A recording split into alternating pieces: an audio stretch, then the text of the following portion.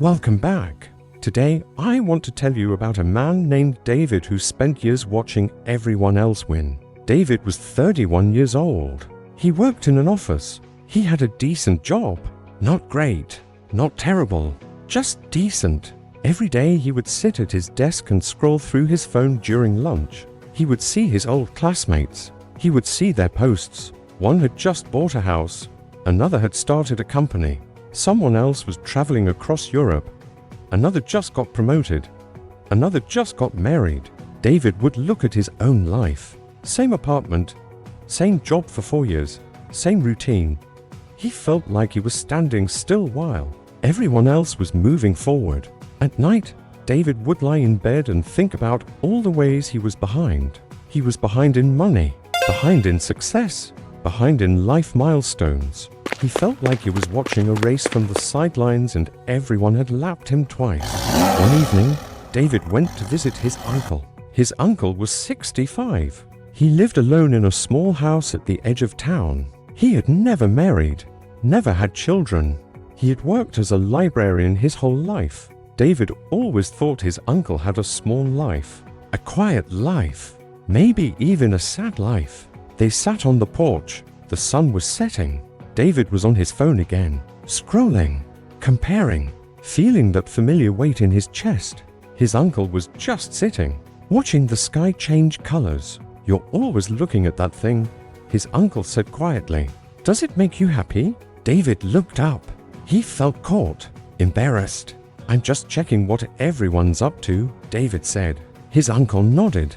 "And what are they up to?" David shrugged. "Buying houses, starting businesses, getting married, traveling. Living. His uncle was quiet for a moment. Then he asked, "And you? What are you doing?" David felt his throat tighten. "Nothing," he said. "I'm not doing anything important." His uncle looked at him. "Really?" he said. "You're not doing anything." David felt defensive. "I mean, I work. I pay my bills. But it's not like I'm accomplishing anything big. Not like them." His uncle leaned back in his chair. He looked out at the trees. "David," he said, "I'm going to tell you something I wish someone had told me when I was your age." David waited. "Most of my life, I thought I was doing it wrong," his uncle said. "I never made a lot of money, never traveled much, never had a family. I would see other people with all those things and I would think I had failed." David didn't know what to say. But about 10 years ago, something changed, his uncle continued. "I stopped measuring my life by what other people had. I started measuring it by what I felt." "What do you mean?" David asked. His uncle smiled. "I started noticing the small things I loved. Reading a good book on a Sunday morning, helping a kid find the right novel at the library, sitting here watching the sunset, walking to the corner store and saying hello to the same people.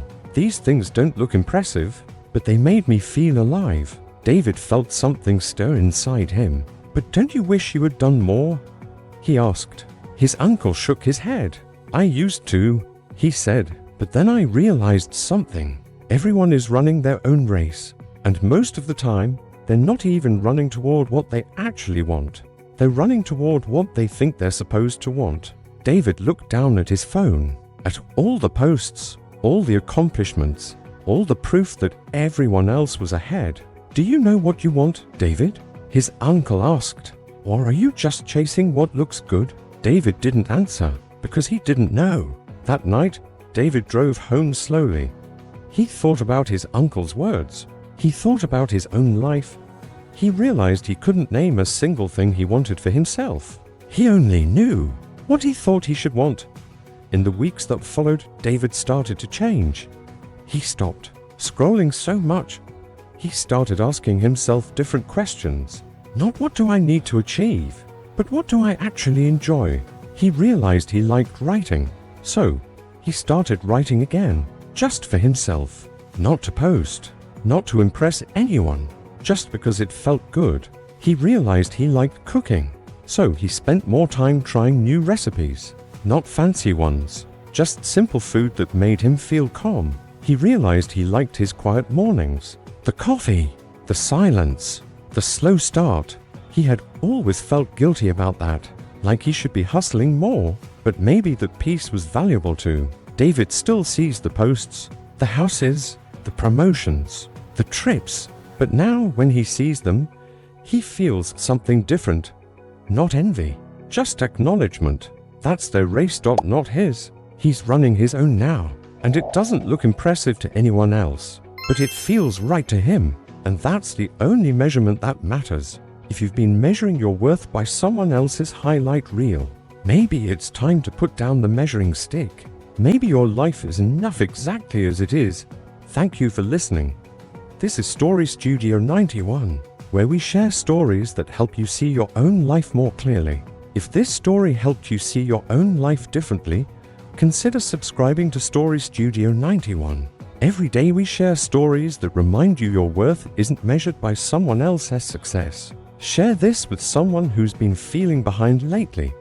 Sometimes we all need permission to stop running someone else's race. Thank you for listening.